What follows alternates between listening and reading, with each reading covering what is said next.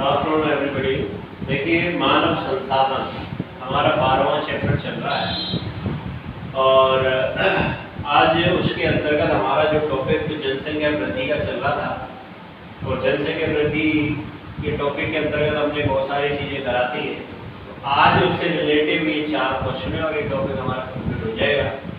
आज के होमवर्क में आपके लिए 4 क्वेश्चन कौन कौन से?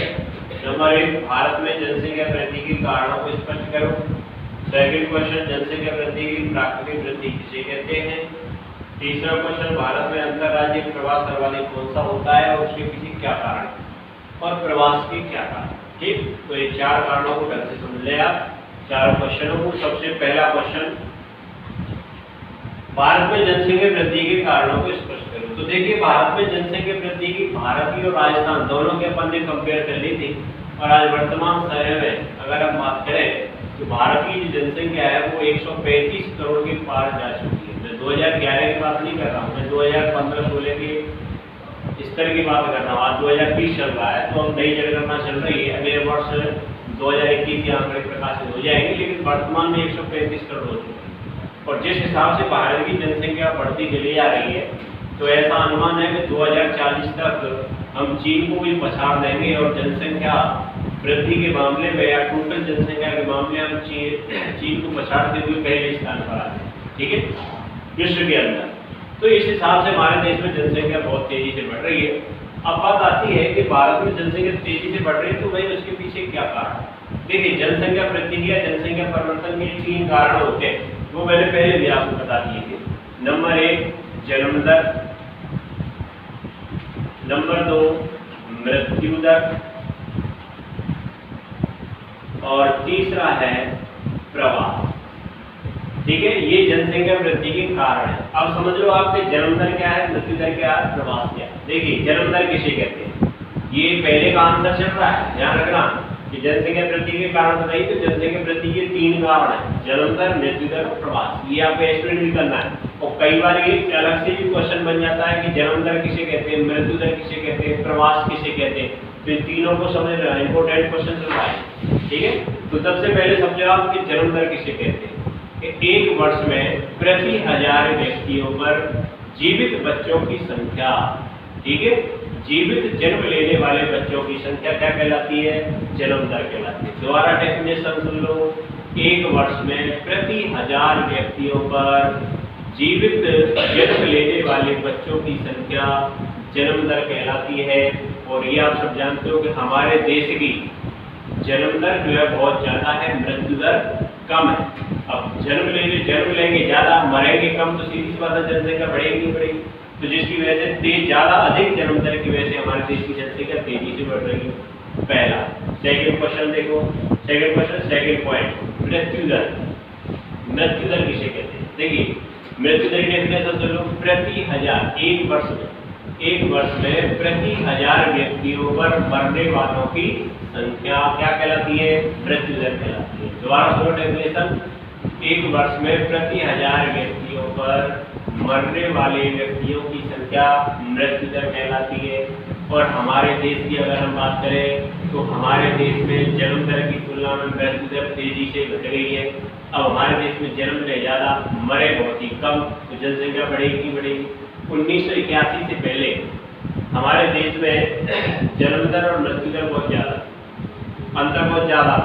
लेकिन 1981 के बाद क्या हुआ है कि मृत्यु दर को तेजी से घटा दिया, लेकिन जन्म दर पहले की तरह बनी हुई।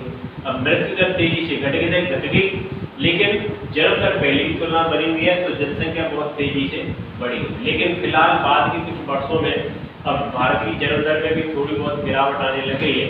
धीरे धीरे भारत की जन्म दर भी क्या हो रही है, धीरे धीरे घटती चली जा रही है। लेकिन मृत्यु दर भी इस टाइप नहीं चल रहा है कि हमारे देश में मृत्यु दर बहुत तेजी से कम हो। तो मृत्यु दर की डेफिनेशन क्लियर हो गई कि एक वर्ष में प्रति 1000 व्यक्तियों पर मरने वालों की संख्या मृत्यु दर कहलाती है। और भारत में मृत्यु दर को तेजी से घटा दिया गया है। अब उसके पीछे बहुत सारे रीजन है, क्यों घट गई वो अलग विषय है, आगे क्लास में चर्चा करें। तो आप इतना ही समझ लो कि मृत्यु दर घट जाने की वजह से जन्म दर पहले की तुलना में उच्च होने की वजह से जनसंख्या बढ़ रही है। तीसरा, प्रवास। प्रवास क्या है? प्रवास कहते हैं व्यक्ति का या लोगों का एक स्थान को छोड़ करके दूसरे स्थान पर चले जाना, क्या कहलाता है? प्रवास कहलाता है। ठीक है। अब देखिए प्रवास से जनसंख्या में कैसे वृद्धि होती, कैसे परिवर्तन आता है। अब मान लो किसी गांव में 2000 लोग रहते हैं, कुछ गांव में से 500 व्यक्ति रोजगार की तलाश में या किसी अन्य कारण से गांव को छोड़ करके चले गए, तो वहाँ की जनसंख्या कम हो जाएगी कि नहीं हो जाएगी? घट जाएगी। और जहाँ वो 500 व्यक्ति चले जाएंगे वहाँ वो जनसंख्या को बढ़ा देंगे नहीं बढ़ा देंगे। तो इस प्रकार से प्रवास के द्वारा भी जनसंख्या में वृद्धि, कमी या उसमें परिवर्तन देखने को मिलता है। और प्रवास जो होता है वो दो प्रकार का होता है। नंबर 1 अंतर्राज्यीय प्रवास और दूसरा होता है अंतरराष्ट्रीय प्रवास। अंतर्राज्यीय जो प्रवास होता है वो एक देश के भीतर ही होता है, उससे देश की कुल जनसंख्या में ज्यादा अंतर नहीं पड़ता है, कोई अंतर नहीं आता है।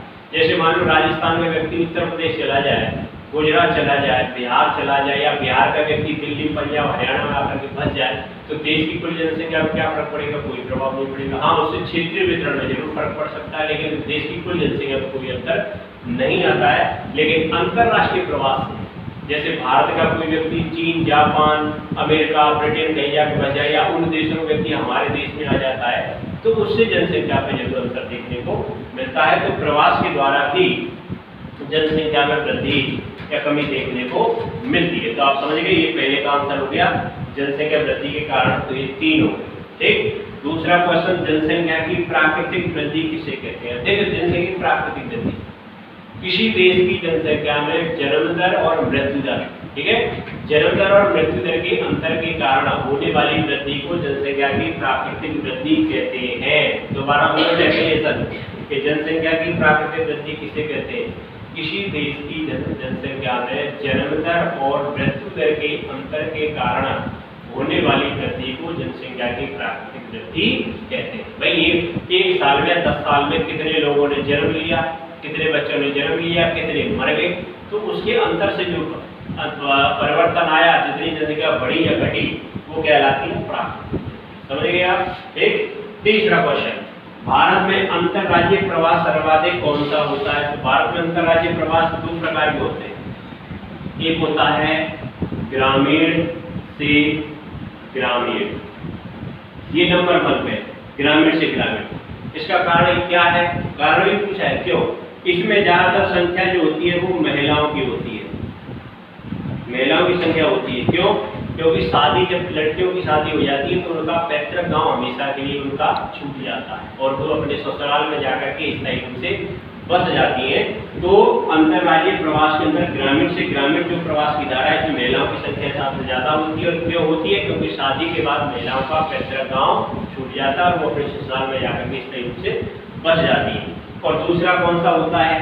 ग्रामीण से नगरीय, यानी इसमें जो है नौजवान युवक, बेरोजगार युवक जो होते हैं रोजी रोजगार की तलाश में, काम धंधे की तलाश में, नौकरी की तलाश में, और जो है वो अपने पैतृक गांव ग्रामीण क्षेत्रों को छोड़ करके कहाँ जाते हैं? नगरों में आ जाते हैं। ठीक है। तो इस प्रकार से अंतर्राज्यीय प्रवास की जो धारा है वो 2 प्रकार, 2 स्तरों पर सबसे ज्यादा होती है, ग्रामीण से ग्रामीण और दूसरी है ग्रामीण से नगरीय। ग्रामीण से ग्रामीण में महिलाओं की संख्या सबसे ज्यादा और ग्रामीण से नगरीय में पुरुष की सबसे ज्यादा। कारण आप समझिए, इसमें शादी है और इसमें रोजगार की तलाश में, काम धंधे की तलाश में लोग आ जाते हैं। तीसरा, प्रवास के कारण। प्रवास के कारण क्या? प्रवास के बहुत सारे आकर्षक कारक होते हैं। देखिए बेरोजगारी